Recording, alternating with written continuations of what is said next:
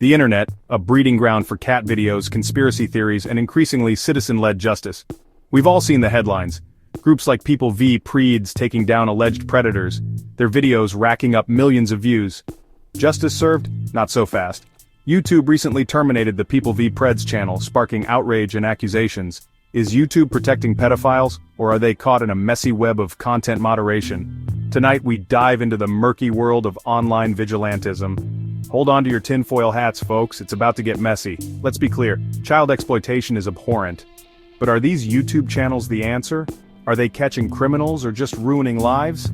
The line between justice and vigilantism is blurry, and the stakes couldn't be higher. So buckle up, because tonight, we're asking the tough questions. Is YouTube complicit in a sinister cover-up, or are they simply trying to navigate an impossible situation? Let's find out.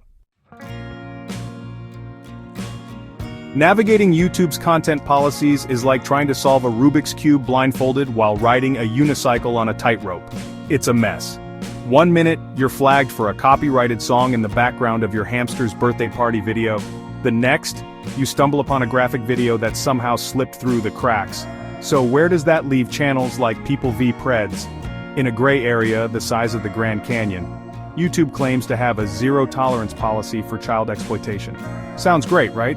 But what about content that exposes alleged predators? Content that, while potentially disturbing, aims to protect children. There's the rub. YouTube's algorithms aren't exactly known for their nuance. They see predator, they see sting operation, and boom, your channel is toast. No context, no nuance, just a swift digital execution. So are these channels victims of an overzealous algorithm or something more nefarious? The plot thickens. People v. Preds. The name itself is a call to arms, a declaration of war against a very real and horrifying evil. But who are the people behind the channel? Are they selfless crusaders or fame-hungry vigilantes? The truth, as always, is probably somewhere in between. These channels often employ tactics that would make even the most hardened detective raise an eyebrow, posing as minors, engaging in explicit conversations, luring unsuspecting individuals into their traps. Now, before you grab your pitchforks and torches, let's remember the legal tightrope these channels walk. Entrapment is a real thing, folks. And while the lines are blurry, one thing's for sure. If these channels are found to be pushing the boundaries too far, their evidence could be thrown out, and the predators they expose, back on the streets.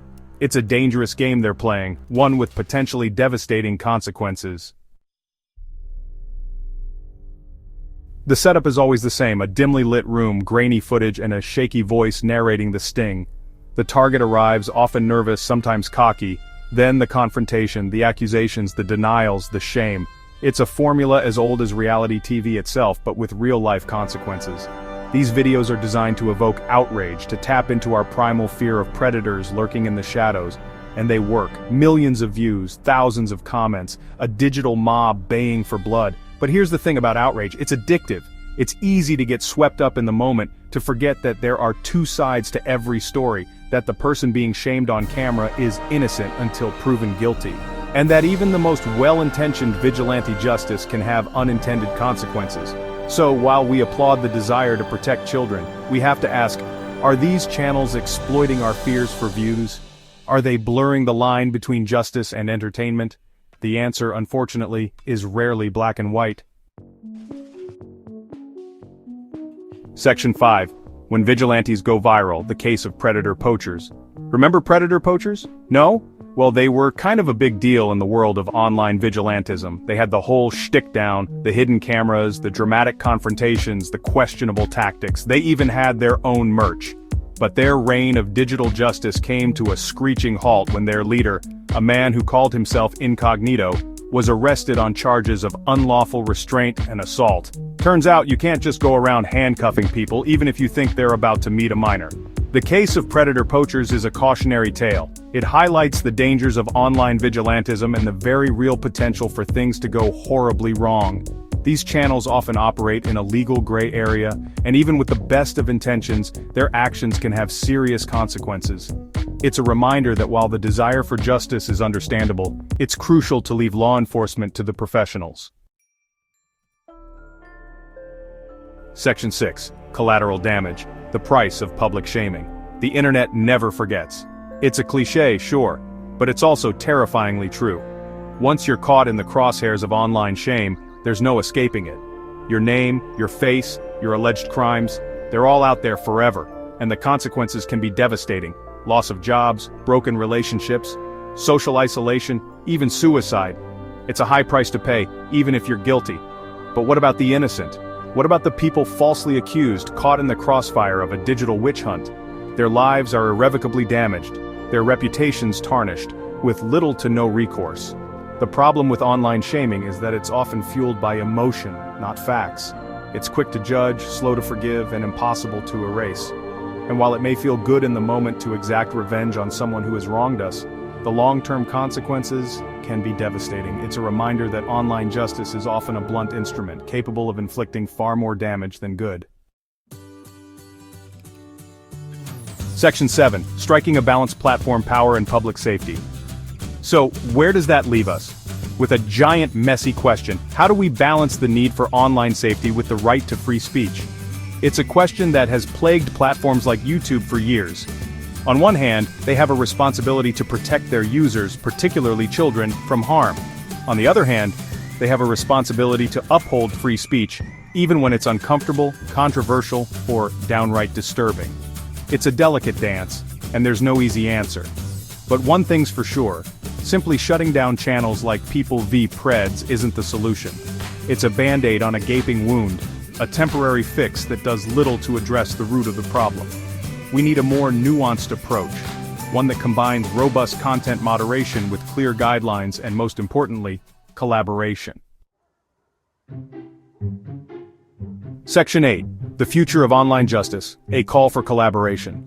The fight against online child exploitation requires a multi-pronged approach. Platforms like YouTube need to step up their game, investing in better content moderation tools and working with law enforcement to identify and remove harmful content. Law enforcement agencies need to be equipped to handle the unique challenges of online investigations, and they need to work closely with platforms to share information and coordinate efforts. But it's not just up to the big players. We all have a role to play in creating a safer online environment. We need to be vigilant, report suspicious activity, and educate ourselves and others about the dangers of online exploitation. Most importantly, we need to remember that behind every screen name, there's a real person. And while online justice may seem swift and satisfying, it's crucial to prioritize due process, fairness, and the presumption of innocence. The internet can be a powerful tool for good, but only if we use it responsibly. As the controversy surrounding People v. Preds unfolded, it was only a matter of time before social media platforms like X, formerly known as Twitter, became a battleground of opinions. The hashtag #Justice4PVP quickly began trending, with thousands of users expressing their outrage over YouTube's decision to terminate the channel. Prominent voices from various corners of the internet weighed in. Influential YouTubers, journalists, and even some politicians took to Twitter to voice their concerns. One tweet from a well-known investigative journalist read, "Shutting down People v. Preds silences those trying to protect our children. At YouTube, you've got some explaining to do. #Justice4PVP. Another tweet from a popular YouTuber stated, "While vigilantism is problematic, YouTube's content moderation policies are inconsistent at best. We need transparency and accountability. #Justice4PVP. The debate wasn't one-sided, however. Some users pointed out the ethical implications of the channel's methods. A legal expert tweeted, "While the intention behind People v. Preds might be noble, online vigilantism undermines the rule of law and due process. We must find a balance. #Ethics matter." The social media storm highlighted the deep divisions and strong emotions surrounding the issue. It also underscored the power of platforms like X to amplify voices and mobilize public opinion. In the end, the public outcry forced YouTube to issue a statement, promising to review their content moderation policies and engage with community feedback. The incident serves as a stark reminder of the complex interplay between social media, public opinion, and platform governance. When emotions run high and the stakes are even higher, every tweet, hashtag, and comment can shape the narrative and influence the outcome. Section 9. Conclusion: navigating the moral maze of the internet. So is YouTube protecting pedophiles? The answer, like most things on the internet, is complicated. While there's no evidence to suggest that YouTube actively supports child exploitation, their track record on content moderation leaves much to be desired. The case of People v. Preds highlights the thorny issues surrounding online vigilantism, free speech, and the need for a more nuanced approach to online safety. It's a reminder that the internet is a powerful tool, capable of both immense good and horrifying evil. As we navigate the ever-evolving digital landscape, it's crucial to approach these issues with a critical eye, a healthy dose of skepticism, and a commitment to finding solutions that prioritize both safety and justice. The internet is a reflection of ourselves, and it's up to us to create a digital world that is safe, equitable, and just for all. And maybe, just maybe, one day we'll be able to enjoy those cat videos without worrying about what lurks in the shadows. Until then, stay vigilant, stay informed, and for the love of all that is good, please be careful out there.